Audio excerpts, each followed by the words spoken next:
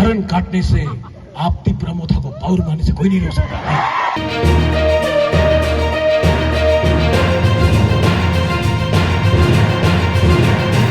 ये लोग सिंडिकेट ने गाड़ी बंद कर दिया बोलता है।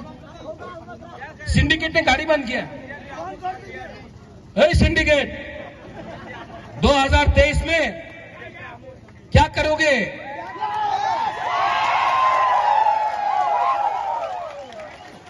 किसी ने बिजली काटा, मैं नाम नहीं लूंगा, करंट काटने से वो अमिताभ बच्चन बोलता है ना, क्या बोलता है अमिताभ बच्चन? करंट काटने से आपती प्रमोथा को पावर मारने से कोई नहीं रोक सकता। हाँ, यहां में हमारा पुलिस है, आई लव यू, आप लोग बहुत अच्छा काम करते हो, आप लोग न्यूट्रल हो, वेरी गुड जॉब, आपने इतना अच्छा से हमको सिक्योरिटी दिया। और सब लोग शांति से घर जाना, कोई प्रॉब्लम नहीं होना चाहिए यहाँ में।